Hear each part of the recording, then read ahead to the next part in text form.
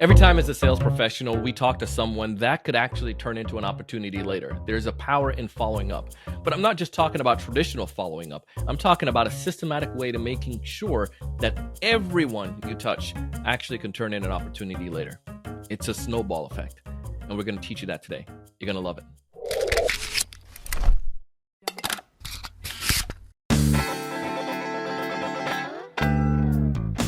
Hey, everyone. Welcome to another great episode of the Sales Evangelist Podcast. I'm your host, Donald C. Kelly, the Sales Evangelist. And I'm so excited for another great episode. I'm so excited to be here with you today. On this episode, we have a fantastic guest, my good friend, Mr. Brain Liebel. Now, Brian and I met online, and fortunately, we were able to meet last month. I went to Peak, a conference that his company, Ambition, that they host. And we have information about that conference, Peak, down below, as well as information on Ambition. You can connect with Brian on LinkedIn. But Brian and I, we started just having this discussion about this idea of the snowball effect and how this can help sales professionals. And specifically when it comes to building effective, awesome, amazing pipeline. Nowadays, it's really difficult to be able to get the right people in the funnel. And we're going to give you a strategy that Brian has used and seen that worked. Data backs it up. And it's just plain simple. If this is your first time listening to this podcast, it's designed to do two things. One, help you to 3 to 5x your sales pipeline and help you to close twice as many deals. As we go into the episode today, you'll get a chance to hear about Brian. You'll get a chance to hear about this concept as we unfold it and give you some specific strategies on how we can implement it. Brian, welcome to the show. Hey, Donald. Thanks for having me on. I'm looking forward to this. I mentioned in the teaser how we got a chance to connect and been connected online, and then now got a chance to meet in person recently at you guys' event, which was really dope. And I'm putting information down in the show notes, so if folks want to go check out Ambition and learn about you guys and your events, they can look towards that for next year. But I bragged about you a little bit there in the beginning. Tell us, go deeper though. You probably do way better than I can. Tell us a little bit more about what your role is right now. Yeah, appreciate that. So I'm the director of sales development here at Ambition. So we're a sales coaching platform. So I lead our total outbound and inbound SDR team. We have a really interesting perspective over here because we have the honor and fortune to reach out to salespeople. So it's a really cool spot where day in and day out, not only am I working with our internal sales and sales development teams, but I get to talk to people like you and people like our audience that are in other industries and other companies kind of doing the same thing. So yeah, man, I'm really excited to hopefully share a little bit more about this stuff I got stuck up in my head. Well, I'm looking forward to your thoughts on this then, and some of the things that you can do to best help us out. Let's go ahead and dive in this idea of the snowball. Like right now, for many of us as sales professional, we got to build pipe. We're coming up on the end when we're recording this episode. It's the end of and almost the end of Q4. And we know that you're not getting pipeline now that are closing. These are things that you're building stuff for the next quarter.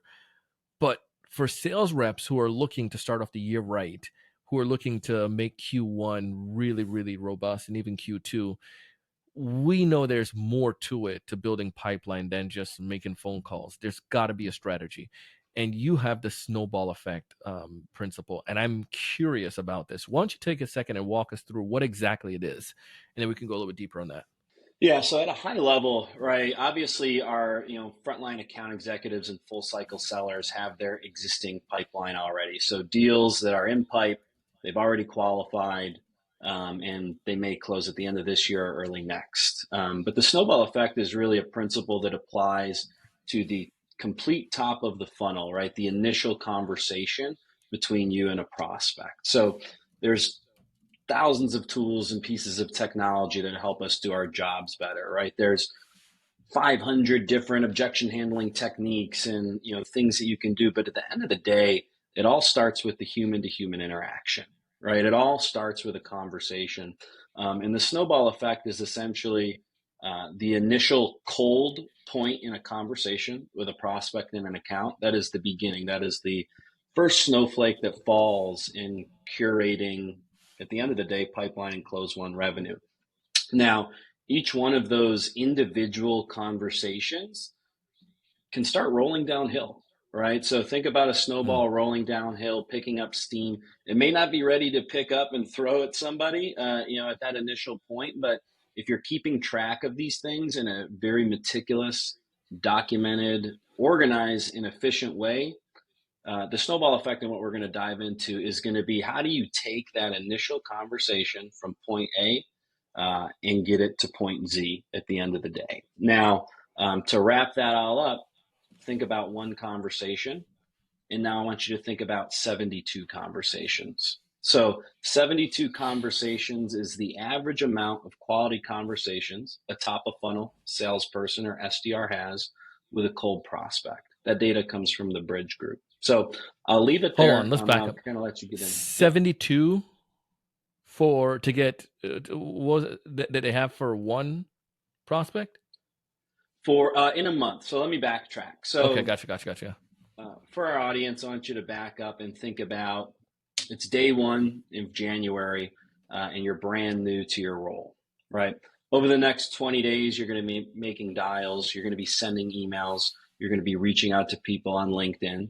And the industry standard, right? So the Bridge Group basically pulled this enterprise SMB mid-market and took a really solid average of data points and identified that the average top of funnel prospector will have 72 conversations over the course of a month.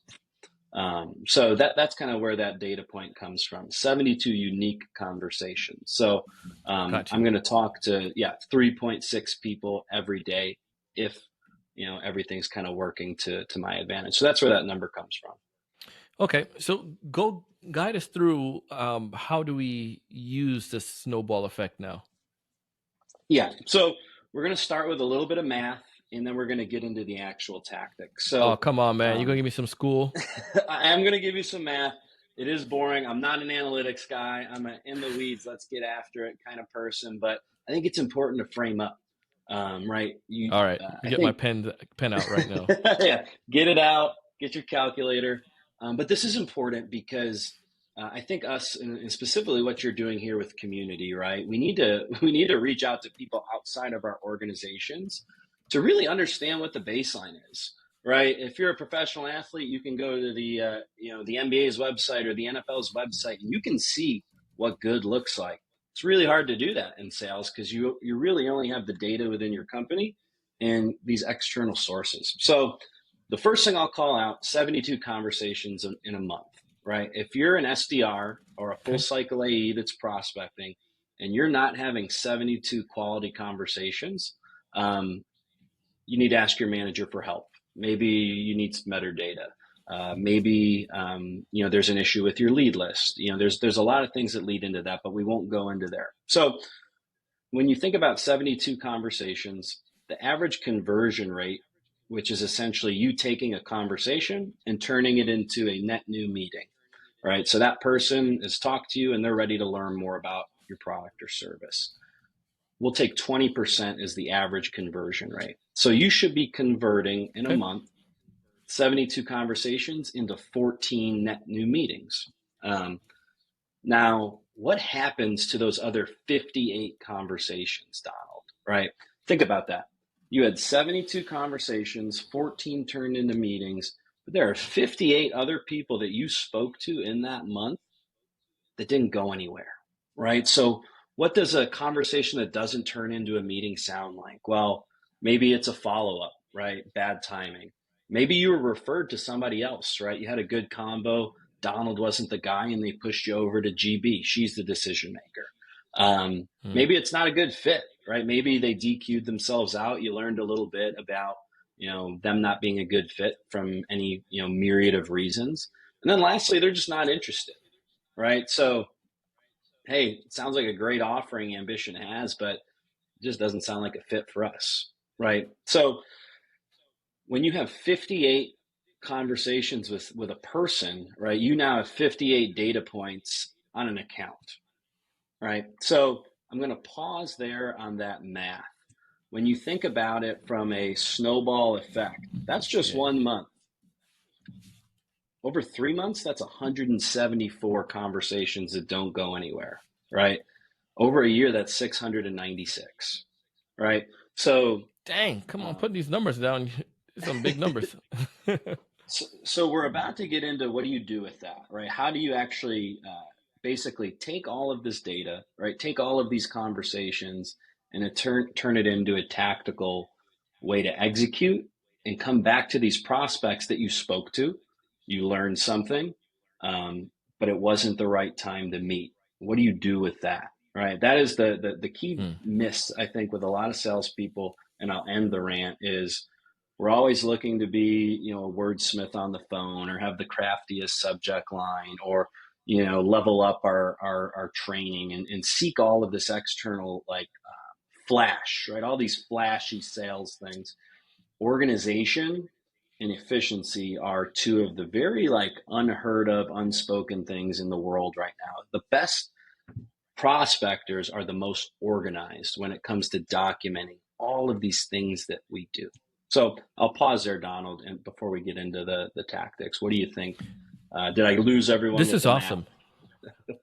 No. I got it here. 72, 20%, about 14 convos, 58 non progressing conversations that leads to 174 overall for the year. Or no, 174 for the month because that's a weekly, 58 for the weekly, I believe, right? Maybe For I'm the missing the math, quarter. but I know Yeah, it's sorry, no, for the for the quarter. quarter. Gotcha. And then 690, yeah, so that makes sense. And 696 is for the year. Um, that we're not progressing. Pretty significant at that point. So that's where we are. And there's a couple pieces one thing that you mentioned that, I mean, a lot of stuff you mentioned is interesting, but one that stood out to me was the very last point. We talk about a lot about this with our planner in our training program is that the organization. I want you to go deeper on that. Why you say so? Like, I mean, because then now it's like, okay, you're getting me into a lot of like, um, admin stuff now, but why do you say, and what are some of those things that those top performing prospectors track when it comes to their research or the preparation, organization? Yeah, I'm glad you used the word admin, right? We Yeah. think about CRM hygiene and admin work as this non-sexy thing. Salespeople want to Come on, be. man. I don't want to do that crap. Yeah, exactly. Like no one does, but that is the difference, right? The difference between good and great is in the details, and those are the real details that matter. Now, why is this important, right? Let's start with why, and we're about to dive right into tactics, right? There's a lot of great tools that provide intent data and account scoring and help you kind of reach out to the right companies at the right time. But there is no more recent accurate data than a human conversation you just had on the phone or via email, right? That Mm. is the most accurately close picture you can have on what's going on at that prospective account that you're trying to book a meeting with, that you're trying to close a deal with. So, um, there are four kind of top of funnel admin things that you need to be doing after each one of those conversations. And if you do these four things over the next 30, 60, 90, 120 days, that snowball keeps rolling. It gets bigger, it gets bigger. And you go from having cold outbound conversations, which are pretty tough. You're getting hang up on, you're getting, not as far as you feel like you want to be. And you're going to move into this very fluent, warm conversation, basically motion that you get to run. So, like the first 6 months as a prospect or an SDR are pretty dang hard. But if you follow these four admin details, you don't need to be the best talker. You don't need to be the best email writer. If you do these things, you're going to book more meetings. More meetings are going to qualify, and you're not going to have to worry about pipeline. So, what are the four things you should be doing after every single conversation you have with a prospect? The first one is account level note transcription, right? So you just learned something on that call or in that email that is relevant, right? Maybe you learned that they just went through a CRM migration. Maybe they have a new VP of sales that's launching a new coaching initiative, right? You need to document those pieces of information that you learned, and those pieces of information need to be visible. Because not only is that going to help you when you reach back out to that prospect in 90 days when they asked you to, but it's also going to help you with other conversations in the account. A lot of folks on here are probably reaching out to 3 to 5 contacts at each account. And man, I may have learned something from Donald and I didn't book a meeting with Donald, but when I called GB, who also works at Donald's account, I now know these things about her company that now make me come off as I'm not a stranger, right? I understand a little bit about what's going on in your world, and I may have a better conversation with you. So the first most important thing is after every conversation you have, you need to take a very accurate 1 to 2 sentence note that's easily accessible in your CRM or your engagement tool that you're going to be able to come back to, and it's going to live there forever. Don't do it in a doc. Don't do it on paper. It needs to be easily accessible to you and your team. Okay. The second thing is a tagging system. So if you're using an outreach or a sales loft or a groove, or really any type of engagement or CRM tool, you're going to have the ability to tag that contact. Now, what is a tag? It's essentially an easy way to pull a list of like things, right? So on Twitter, you may search the tag Thanksgiving bloopers or Buffalo Bills fails, right? Whatever it is, when you search that tag, it's going to pull every single tweet that thing happened and was talked about. So when you tag a prospect in a CRM or in an engagement tool, think about what you've learned about that prospect, right? They pick up the phone, right? They answer. What's better than having a cell? Having a cell that they pick up the phone on, right? So tag a direct dial. Think about the type of conversation you had. This was a referral. I want to tag that referral. Maybe I learned that they are using a competitor, right? That's extremely valuable knowledge that if you didn't know before, I want to tag that. So when I come back around, I'm going to be able to pull hot lists of prospects that are, maybe they referred me, maybe they're using a competitor, maybe they're a direct dial. And what that does is, again, going back to the snowball effect, doing that after each conversation sounds meticulous. But if you do that every single time over the course of 3 months, 6 months, 9 months, you're going to have these very easily accessible hot lists of people that you can call when it's the end of the quarter. You're $50,000 in pipeline away, and you need to get that last meeting on the books to hit your number. So tagging is the second kind of most important thing to do after every conversation. So you named a lot of different tags here that we could potentially utilize. Well, you didn't give a lot, but you gave some ideas of words. It's like, it could be it's a person that picks up phone.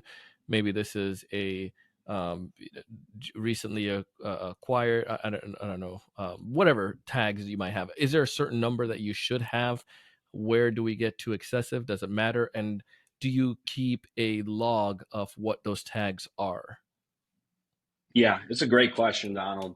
I don't think there's a max number, right? Okay. But normally there's 3 to 5 data points. So to answer the second part, do we keep a log?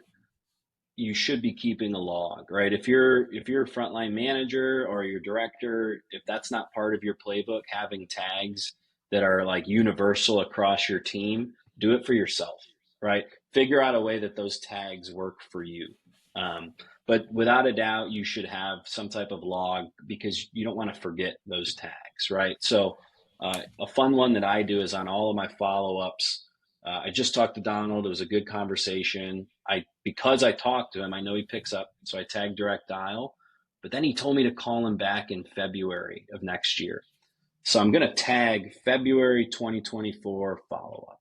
So on February 1st, the first thing that I do when I get into my desk and I put my headset on is I bring up my February 2024 tag list, because now I have this list of warm prospects that I get to start my month with, that I'm not calling cold, that have a purpose for me calling back, right? So I'm much more likely to convert them, and they're much more likely to go into a qualified deal, right? Because I learned something on the initial call. So it gives you momentum, right? Nothing's better than hopping into your seat, booking 5 meetings the first 2 days of your month and like really running. But does that help a little bit with kind of like, Sure does.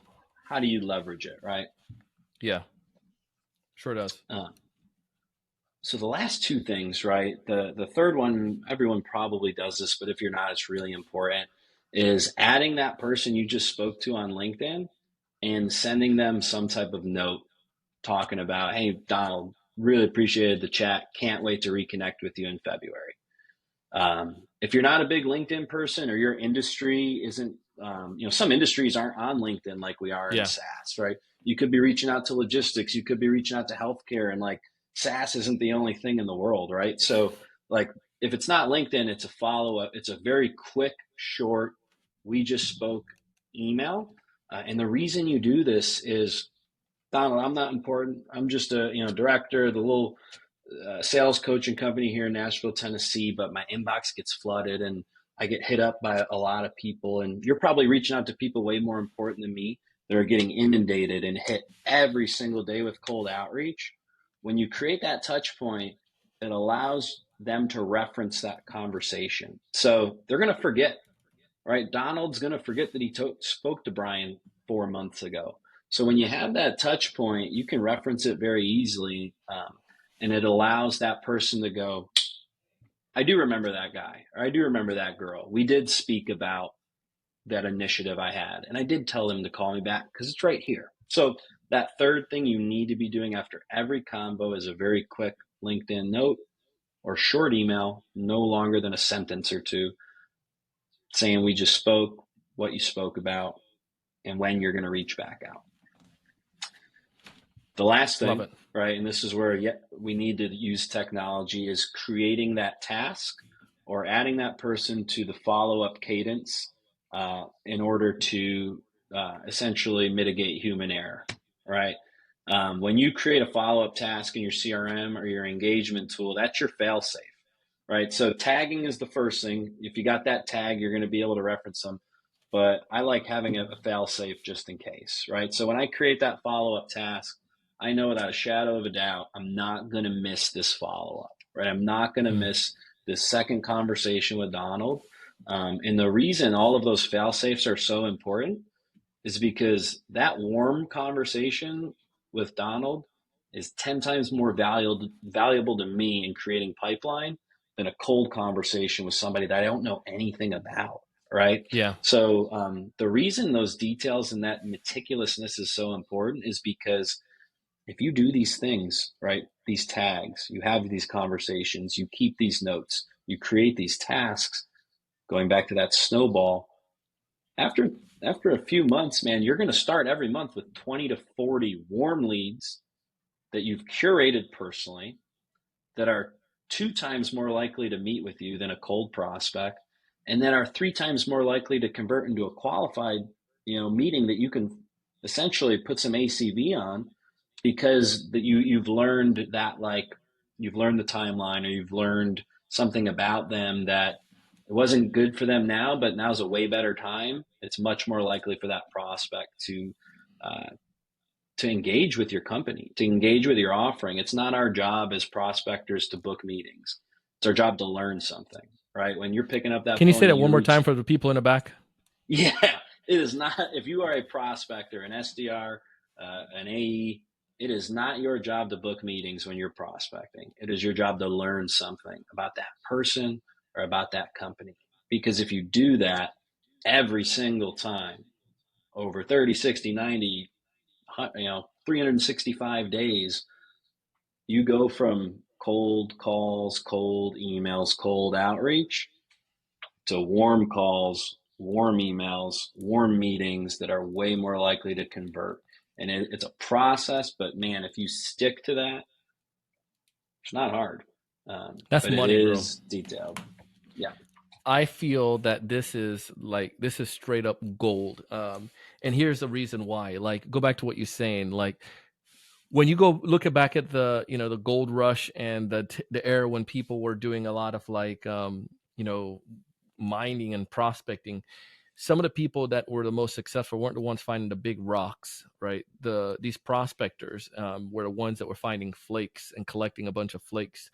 And there's a famous story. I heard it. I don't know if it's famous, but this old prospector, was out in the water prospecting. Some young whippersnapper came from East, and he came to California, and he was like, "Man, I want to get some I'm gonna go big with the gold rush. And then, dude, all of a sudden, he went out there and realized he wasn't catching that jack diddly squat, getting anything. So he saw this old prospector with stuff on his waist, and he has this satchel on his waist, and he's like, "What are you doing?" And and he's, it's like, "How are you getting all this stuff?" And the dude just picked up two rocks, and he knocked them open, and he had some flakes that he got, some gold flakes or whatever he was. He got some gold flakes. Um, and the guy's like, I'm not looking for flakes, I'm trying to look for the big stuff. And essentially the dude was telling him, this is how you get the big stuff. It's collecting these flakes, collecting these a little bit here in the water. That's what led to me having this big satchel on my waist with all this gold. Now we don't know if the person robbed them or whatnot. But the point though is that you collect those small little pieces, collect over time. And for many of us, we are letting these opportunities slip right by us because we're looking for those big rocks, those big pieces of gold. And then we get frustrated and said, sales sucks. You know what I mean? Come on, bro. Man, that visual. That's why you are doing what you're doing, Donald, because that is a perfect metaphor. I'm picturing like just that little basket sifting I know, right? sifting sand and catching those little flakes. But it's so true, right? Yeah. And it's like it is a without a doubt, man. That's perfect Yeah. because once you figure that out, yeah, life gets so much easier. Top of funnel cold prospecting is one of the hardest things out there because you just get dunked on all day. Yeah. And this meticulous gold sifting process turns it fun, Bro, right? this is money in the bank all day, every day. Like if you're selling, I mean, if you're a sales rep and you're doing anything like what Brian mentioned, if you're out there trying to build top of funnel and you don't have this written down, if you're not following this, then you're missing something. And you're going to keep missing. Because even when you're walking through this, Brian, bro, I was thinking about this, and from my perspective, I'm like, dang, like there's so many that I could have over the course of like 3-6 months. Like my pipeline could be ridiculous at that point. When it comes to stuff like this, like it's just a very easy way of going about doing it. It's making every piece count. And another analogy, just to kind of me and my analogies, but as a kid growing up in Jamaica, we were you're we sometimes had animals that we would kill, butcher, and you're gonna eat that animal. You're not just gonna eat the bacon off the pig, like everything. Even if we don't eat it, but somebody will probably have like pig skin soup. They'll probably have like eat the head and boil something from it, or this. Like everything gets eaten, they get used. And I think the same way, as opposed to us just dumping, we get a warm, we're getting a hot lead or warm leads, and those people who are ready or answer the call, that's who we're taking. We got to make sure we're being resourceful with the resources that we have. So, Brian, money in the bank, bro. I love this. I know we're wrapping up here. I want to respect your time. If there's one thing you want a sales leader or a sales rep listening to this episode to walk away with, what's that one major piece of advice? Yeah, I think the one thing to walk away with here, whether you're a sales leader or a frontline sales rep, is have a documented process, right? Like don't just go through the motions and don't just, run full steam ahead. Like once you start executing, like define your process and then iterate, right? So like this process is pretty universal for most organizations, but maybe your technology doesn't allow you to do that, right? Maybe it isn't a great fit. Like having defined process, so like documented places where these plays live, whether you're an enterprise company or a Series A startup, right? This allows you to reference something, and make sure that when that person is struggling, right? When your new rep isn't onboarding as fast as they should, when one of your old reps is burning out, right? You can resort back to these plays, right? And you can give them a play, right? Instead of that, hey man, just work harder. Hey, just grind a little more. Like no, give them a tactical thing to do, right? Not just Yeah. volume, right? Smart volume, quality volume. Those are the things that I think really matter when it comes to prospecting. So yeah, that would be my one bit of advice: is document it, make sure that little detail, right, that may not seem that important, that could be a little gold flake, falling into the dirt that you never get back again. So that would be my kind of end rant there, Donald. But appreciate you Well, having me on. absolutely loved it, man. If folks want to get in touch with you, learn about Ambition, or you guys event, what's the best way for them to go about doing so? Yeah, so ambition.com is where you'll go. We are a sales coaching and performance management platform. So part of that is what we do, right? We help you execute those plays. We help your managers coach those reps. And then we show you if it's all working or not. So ambition.com, or feel free to add me on LinkedIn, Brain Liebel. I'm sure Donald will have it in there, but reach out if you just want to say hi and talk sales. I'm there for you. But yeah, man, again, couldn't thank you more for having me on. This was a blast. Brian, man, appreciate you. Much love, man. Thank you again for being here. See ya. Hey, that was my good friend Brian. If you haven't done so already, go ahead and connect with him. I have a link to his LinkedIn profile down below in the show notes. Tell him that you heard him here on the Sales Evangelist podcast. And specifically, man, I'm telling you, I love the idea of now how you can have those warm contacts every month. If you started doing this like now for the next 3 months, imagine what you're going to look like in 4 or 5 months from now. Your pipeline is going to be able to be a lot more secure because you're going to have people that have a higher chance of, one, talking to you, and two, who may have interest right now because they told you to talk to them later. I mean, there's so many things. Check out the tag idea. No matter what software you use it wisely. Again, I want you to 3 to 5x your sales pipeline, not with garbage, but with quality opportunities. It's tough these days to be able to hit that number, but if hit your quotas. But if you can have the right pipeline, size pipeline, opportunities will come to your way. As always, thank you for listening to the podcast. Thank you so much for sharing this with your friends and for passing the word along. Tell one more person about the show and how they can help them get benefit from it. As always, I want you to raise your level of thinking. I want you to go out and do big things. Make that money.